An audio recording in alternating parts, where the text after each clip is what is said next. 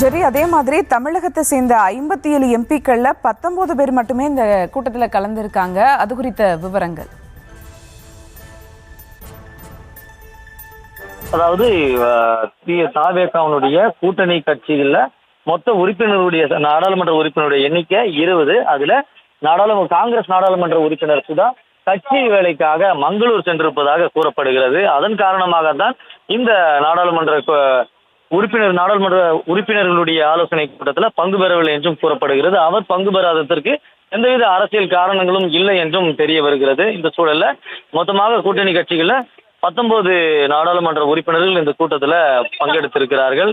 அதாவது தமிழகத்துல மொத்தம் 57 நாடாளுமன்ற உறுப்பினர்கள் முதல்வர் விஜய் 57 நாடாளுமன்ற உறுப்பினர்களுக்கு அழைப்பு சென்றிருக்கிறது. தனித்தனியாக டெல்லி தமிழ்நாடு இல்லம் அவர்களுக்கான கடிதத்தை அளித்திருந்தார்கள். இந்த சூழல்ல காங்கிரஸ், விசிக, சிபிஐ, சிபிஎம், மதிமுக, ஐயுஎம்எல் உள்ளிட்ட கட்சிகளை சேர்ந்த நாடாளுமன்ற உறுப்பினர்கள் பங்கு பெற்றிருக்கிறார்கள். காங்கிரஸ்ல மொத்தமாக 12 நாடாளுமன்ற உறுப்பினர்கள், அதாவது மக்களவை மாநிலங்களவை உறுப்பினர்கள் சேர்த்து 12 உறுப்பினர்கள் இருக்கிறார்கள். அதுல ஒரு உறுப்பினர் பங்கு பெறவில்லை. அவர் மங்களூரில் இருக்கக்கூடிய ஒரு கட்சி நிகழ்ச்சிக்கு சென்றதால பங்கெடுக்க முடியாத ஒரு சூழல் இருப்பதாகவும் முன்கூட்டியே இது தொடர்பாக கட்சி தலைமைக்கு தெரியப்படுத்தி விட்டதாகவுமே தகவல்கள் வெளியாகி இருக்கிறது. இந்த சூழல்ல தமிழ்நாடு முதலமைச்சருடைய அழைப்பை ஏற்று ஏறத்தாழ தாவேகா கூட்டணி கட்சி உறுப்பினர்கள் தற்பொழுது இந்த கூட்டத்துல பங்கு பெற்றிருக்கிறார்கள். தொகுதி மறுவரையறை பொறுத்த வரைக்கும் பல்வேறு பாதிப்புகள் தமிழ்நாட்டுக்கு வருவதாகவே தெரிய வருகிறது. இது குறித்து கடந்த ஆண்டு திமுக தலைவர் தலைமையில் நடைபெற்ற அந்த கூட்டத்தில் பல்வேறு விஷயங்கள் விவாதிக்கப்பட்டது. அதிலும் மக்கள் தொகை பெருக்கத்தை கட்டுப்படுத்திய மாநிலங்களுடைய நாடாளுமன்ற உறுப்பினர்களின் பங்கு தேசிய அளவில் குறையும் என்கிற ஒரு குற்றச்சாட்டும் இருக்கிறது. தமிழ்நாட்டினுடைய குரல் மற்றும் கொள்கை சார்ந்த உரிமைகளை டெல்லி ஒழிக்க செய்யறதுல பலம் குறையும் என்றும், மத்திய அரசினுடைய நிதி ஒதுக்கீடு மற்றும் மக்கள் நலத்திட்டங்கள்ல உரிய பங்களிப்பு கிடைக்காமல் போகலாம் என்றும், மக்கள் தொகையை குறைக்க மாநிலங்களுக்கு பதிலாக மக்கள் தொகையை கூட்டாக வைத்துள்ள வட மாநிலங்களுக்கு அரசியல் சலுகைகள் அதிகம் செல்ல வாய்ப்பு இருப்பதாகவும் கூறப்படுகிறது. இந்த சூழல்ல தான் இந்த தொகுதி மறுவரையறையை தமிழ்நாடு எதிர்க்கிறது.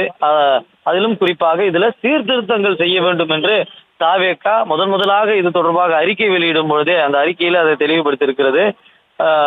சென்ட்ரல் விஸ்தா திட்டத்தின் கீழ் கட்டப்பட்ட அந்த புதிய நாடாளுமன்ற கட்டிடம் திறக்கப்பட்ட பொழுது கூட அந்த திறப்பு விழாவில் கூட நரேந்திர பிரதமர் மோடி நாடாளுமன்ற உறுப்பினருடைய எண்ணிக்கை எதிர்காலத்துல அதிகரிக்கும் என்றும் குறிப்பிட்டிருந்தாரு.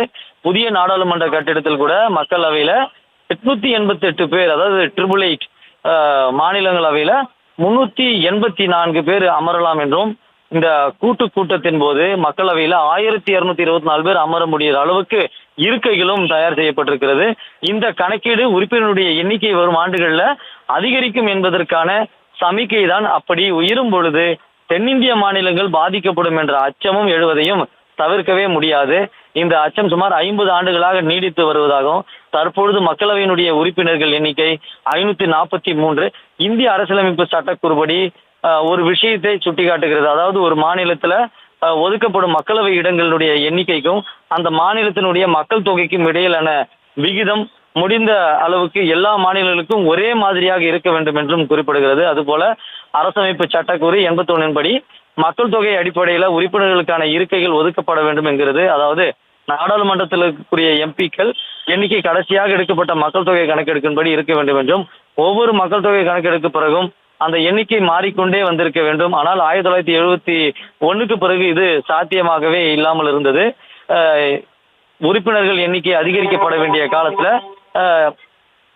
தென் மாநிலங்களா கேரளா, தமிழ்நாடு உள்ளிட்ட மாநிலங்கள் வெகுவாக பாதிப்படையும் என்றும் கூறப்படுகிறது. எனவே மக்கள் தொகை கணக்கீட்டின்படி நாடாளுமன்ற உறுப்பினர்களுடைய எண்ணிக்கை அதை மறுசீரமைப்பு செய்தால் தமிழ்நாட்டில் இருக்கக்கூடிய 39ல எண்ணிக்கை குறைய வாய்ப்பு இருக்கிறதாக கூறப்படுகிறது. ஆனால் வட மாநிலத்துல தற்பொழுது இருக்கக்கூடிய எண்ணிக்கையை விட அதிகரித்தால் தென் மாநிலங்களில் இருக்கக்கூடிய நாடாளுமன்ற உறுப்பினர்களுடைய பிரதிநிதித்துவம் வெகுவாக குறையும்.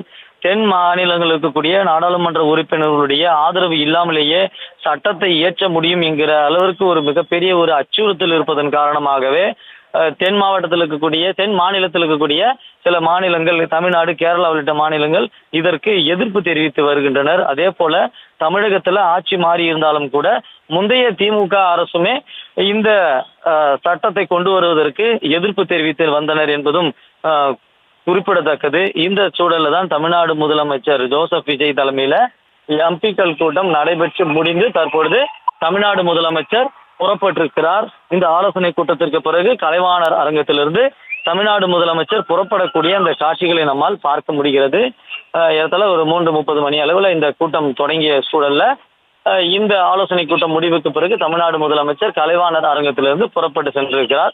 மக்கள் தொகை அடிப்படையில நாடாளுமன்ற தொகுதி மறுவரையறை, அதாவது டீலிமிட்டேஷன் செய்யப்பட்டால் தமிழ்நாட்டிற்கு பாராளுமன்றத்தினுடைய உள்ள இடங்களின் எண்ணிக்கை குறைய வாய்ப்பு இருப்பதாகவும், இது கூட்டாட்சி தத்துவத்திற்கு எதிரானது என்றும், மக்கள் தொகை கட்டுப்பாட்டை வெற்றிகரமாக செயல்படுத்திய தென் மாநிலங்களுடைய அரசியல் பலம் தேசிய அளவில பலவீனம் அடையும் என்றும் பரவலாக கூறப்படுகிறது. இதன் காரணமாகத்தான் அனைத்து கட்சிகளுமே இந்த தொகுதி மறுவரையறை எதிர்த்து இருக்கிறார்கள். இதில் இருக்கக்கூடிய பிரச்சனைகள் குறித்தும் பேசுகிறார்கள்.